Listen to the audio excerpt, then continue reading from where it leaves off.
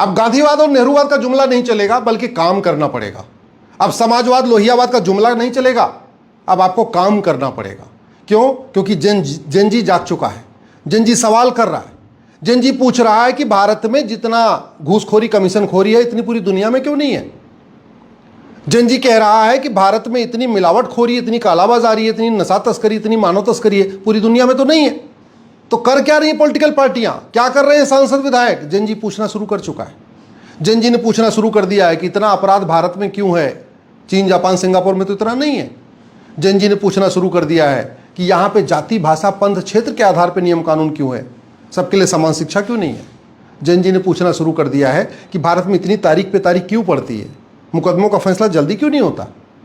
Gen Z को समान शिक्षा चाहिए और समान अवसर चाहिए, उसको बतौलेबाजी नहीं चाहिए। जेनजी को फटाफट समस्याओं का समाधान चाहिए, उसको आप भाषणबाजी नहीं चाहिए, उसको जुमले नहीं चाहिए। जेनजी तो ये कह रहा है कि जो समस्या भारत में है इसमें से कोई समस्या चीन, जापान, सिंगापुर में क्यों नहीं है। और जेनजी कह रहा है कि दिल्ली असुरक्षित क्यों है, दुबई सुरक्षित क्यों है। जेनजी कह रहा है बार बार कि भारत में अलगाववाद, आतंकवाद की कमर तोड़ने के लिए नियम कानून क्यों नहीं बन रहा है।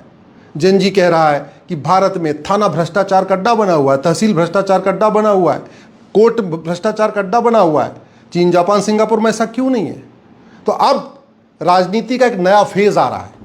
अब आपको जेनजी को समझना पड़ेगा, लोगों को समझना पड़ेगा, लोगों की आकांक्षाओं को समझना पड़ेगा।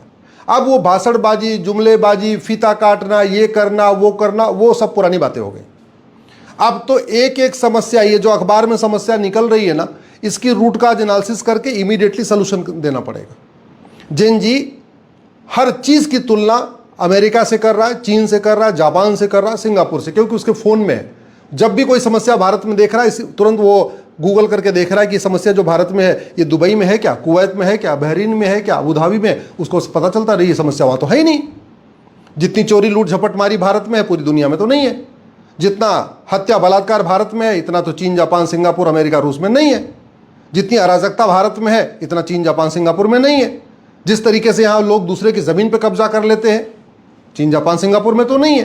तो अब जो नेक्स्ट जनरेशन है, जो यंग जनरेशन है, जिसको हम जेनजी कह रहे हैं, वो ये कह रहा है कि यहाँ पे इतनी बतौलेबाजी होती, इतनी भाषणबाजी होती, इतना तूतू में होता है, इतना आरोप प्रत्यारोप होता है, रोज प्रेस कॉन्फ्रेंस होती है, रोज सेमिनार होते हैं, रोज कॉन्क्लेव होते हैं, समस्या क्यों नहीं ठीक हो रही है। मैं फिर से कह रहा हूँ, जेनजी को समझिए, वो अब पुरानी चीज़ों से ऊपर उठ गया। उसका दिमाग एकदम वैज्ञानिक रूप से काम कर रहा है, उसके अंदर एक साइंटिफिक टेम्पर डेवलप हो चुका है। अब वो बाकी चीज़ों में नहीं जाएगा, भावनाओं में नहीं जाएगा, वो सीधे सीधे आंकड़े देखेगा। वो तो ये देख रहा है कि भारत में थाने में ईमानदार अभी भी जाने से डरते हैं, जबकि गुंडे बदमाश थाने में बैठे रहते हैं। वो ये देख रहा है, वो ये देख रहा है कि हमारे सांसद विधायक में कितने प्रतिशत अपराधी हैं। अब जेनजी ये कह रहा है कि ये गुंडे बदमाशों को पार्षद प्रधान बनने की छूट क्यों दी जा रही है।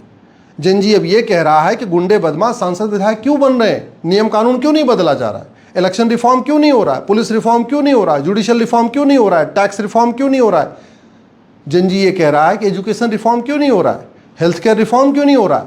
मेरा मानना है एक नया फेज आ रहा है, इसको जितना जल्दी हम समझ लेंगे उतना अच्छा है। और अब ये संसद, विधानसभा, अब वहाँ पे तालियां बजाने की बजाय हमें चिंतन करना पड़ेगा। अब संसद, विधानसभा में शेरो शायरी करने की बजाय नियम कानून, सिस्टम पे चर्चा करना पड़ेगा। क्यों? क्योंकि जो कुछ संसद, विधानसभा में हो रहा है वो वायरल हो रहा है, वो जेनजी देख रहा है। और जेनजी देखने उसको कह रहा है कि भाई इनको वेतन भत्ता, गाड़ी बंगला संसद विधानसभा में शेरो शायरी करने के लिए थोड़ी मिलता है। वेतन भत्ता, गाड़ी बंगला संसद विधानसभा का बाइकआउट करने के लिए भी नहीं मिलता। वेतन भत्ता, गाड़ी बंगला, free air ticket, free rail ticket, जो कुछ मिल रहा है ये संसद विधानसभा में काम करने के लिए मिल रहा है। और जब तक अनपढ़, अनाड़ी, गंवार, गुंडे, मवाली, बदमाश पार्षद प्रधान बनते रहेंगे, सांसद विधायक बनते रहेंगे, तब तक बदलाव कैसे आएगा। इसलिए सरकार से निवेदन है, अब कंक्रीट रिफॉर्म करें। भारत के प्रत्येक नियम कानून को चीन, जापान, सिंगापुर, अमेरिका, ऑस्ट्रेलिया के साथ कंपेयर करें। भारत के प्रत्येक सिस्टम को चीन, जापान, सिंगापुर, अमेरिका, ऑस्ट्रेलिया के साथ कंपेयर करें और वहाँ की बेस्ट प्रैक्टिस लाएं। विकास बहुत पर्याप्त हो चुका है, हाईवे एक्सप्रेसवे खूब बन चुका है, भौतिक विकास खूब हो चुका है, लेकिन देश सुरक्षित नहीं है।